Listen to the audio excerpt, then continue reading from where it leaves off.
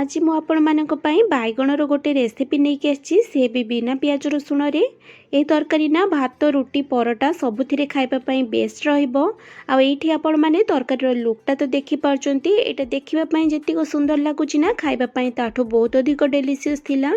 ସେଥିପାଇଁ ଭିଡ଼ିଓକୁ ପୁରା ଦେଖନ୍ତୁ। ରେସିପି ଯଦି ପସନ୍ଦ ଆସିବ ଲାଇକ୍ ଓ ସେୟାର କରିବେ। ଚ୍ୟାନେଲରେ ନୂଆ ଥିଲେ ମୋ ଚ୍ୟାନେଲକୁ ସବସ୍କ୍ରାଇବ୍ କରିନେବେ। ଆଉ ଯଦି ଫେସବୁକ୍ ପେଜ୍ରେ ଦେଖୁଥିବେ ପ୍ଲିଜ୍ ଫଲୋ କରିବେ। ତାହେଲେ ଚାଲନ୍ତୁ ରେସିପିକୁ ଷ୍ଟାର୍ଟ କରିନେବା। ନମସ୍କାର, କିଚେନ୍ सिद्धलक्ष्मी को आपण मानक बहुत बहुत स्वागत। ये रेसिपी बनैबा पई प्रथम ये देखंतु मु गोटे बड़ साइजर बैगण नहीं आ बैगण को एमती लंबा लंबा करके काटिकी रखी। ये मु गोटे बैगण को ना 6 पीस करके रखी। आ बैगण को भल भाव में धोईकी ये क्लीन करके रखी। एबे मेरिनेशन ये आम अल्प टिके लुण और टिके हलदी गुंड पकईकी या परिष्कार हाथ में भल भाव में मिसई नबा जमी हलदी गुंड और लुणटा बैगणर सबुआड़े भल भाव में लगिज। ये देखंतु मु बैगण को भल भाव में लुण हलदी मिसई नहीं। एबे यहाँ साइड रखा और चलतु या गोटे मसला प्रिपेयर करनबा। मसला ये देखंतु मु 15 मिनिट पूर्व गोटे छोट बाउल गोटे चामच गोटा जीरा गोटे चामच पोस्त हाफ चामच गोटा धनिया और 4टा आलमंड को पानी रे बतुरेबा पई रखि देइतिली। जहाँफल आम फाइन पेस्टा बनईकी रेडी करिपरिबा। आपण माने इठी आलमंड बदल रे काजू नहले तो चिनाबादाम 4-5टा मध्य ऐड करिपरिबे। एबे सबको देखंतु मु गोटे ग्राइंडर जार को ट्रांसफर करि नेछि। और इठी आपण माने देखि पारथिबे मु आलमंड रो चोपा गुडा को बाहर करि नेछि। आपण माने ना बतुरीबा परे आलमंड चोपा को से छड़ाई पारे। ता सहित ये देखो मु 1 इंच अदा को छोट छोट कर काटिकी एड कर गोटे कंचा लंका। एबे सबको फाइन पेस्ट बनईकी नहीं आसवा। ये देखो मसलार पेस्ट को मु पूरा फाइन करके बनईकी नहीं आसी। एबे यहाँ साइड रखा और चलतु कुकिंग प्रोसेस को जीवा। से देखो मु गैस ऑन करके गोटे पेन बसई नहीं। एबे मुझे 2 चामच सोरिष तेल ऐड कर नौची। तेलटा भल भाव में गरम है ना आम मेरिनेट कर रखा बैगण को ऐड करनबा।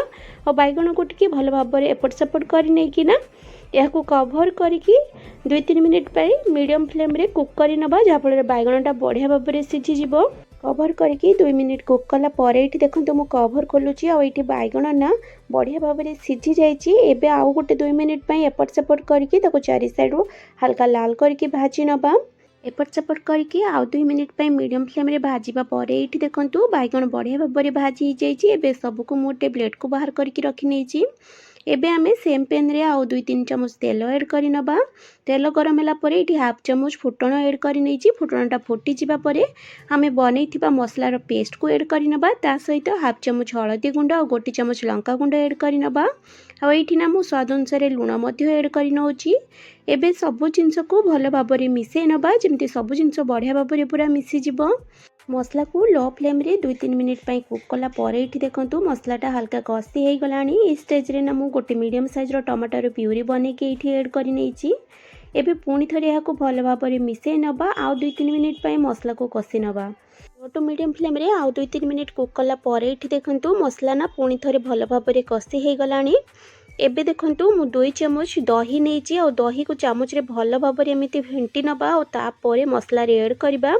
दही ऐड करबा टाइम रे गैस फ्लेम को लो रे रखिबे। और दही को ना भल भाव में मसला सहित कंटिन्यूअसली मिसई नेबे नहले दहीटा छिड़ी जाई पारे। एबे यहाँ को आमे आउ किछि समय पय कसिबा जेते पर्यंत मसला रो ऑयल रिलीज होबा स्टार्ट न होईची। एठी देखंतु मु 1 चामच कस्तूरी मेथी को ना हाथ रे क्रश करके ऐड करि नेछि। और यहाँ को मध्य मसला सहित आउ किछि समय पय भल भाव में कसी नबा। Total 6-7 minute low to medium flame रे मसला को कुक कला परे ये देखो मसलार ऑयल रिलीज होगा स्टार्ट हो जाइए। एबे आमे गोटे छोट बाउल गोटे बाउल ये पानी ऐड करनबा ग्रेवी पाई। एबे यहाँ को पुणी थरे भल भाव में मिसई नबा। और ग्रेवीटा ना भल भाव में फुटापी छाड़देबा। ये देखो ग्रेवीटा बढ़िया भाव में पूरा फुटी गलानी। इस स्टेज रे आमे कौन करबा भाजिकी रखिथिबा बैगण सबको ये ऐड करनबा। बैगण ऐड कला परे या हल्का हाथ रे टिके मिसई नबा जमिति सब जिनस बढ़िया भाव में मिसी जिवो। एबे यहाँ को आमे कभर करनबा। और कभर करके 3-4 मिनिट पर लो टू मीडियम फ्लेम रे कुक करनबा। 3-4 मिनिट पर ये देखो मु कभर खोलुची। और बैगण तो आमर भल भाव में सीझिकी थिला। और ये ग्रेवीटा बढ़िया भाव में फुटिकी पूरा परफेक्ट कंसिस्टेंसी को चली आसी। ए स्टेज रे आमे कौन करबा ना ये गैस फ्लेम को ऑफ करनबा। आपण मानक पाखरे जदि कटा धनिया पत्र थिबो ऐड करि परिबे। मो पाखरे जेहेतु नथिला मो स्किप करिछि।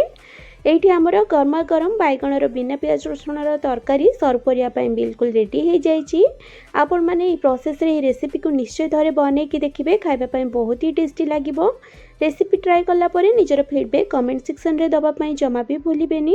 माँ लक्ष्मी समस्तंकर मंगल करंतु एही कामना सहित आज रोची पुणी आसबि आउ एक नुआ रेसिपी नहीं कि सेते बेले पर्यंत स्टे सेफ स्टे हेल्दी। जय माँ लक्ष्मी।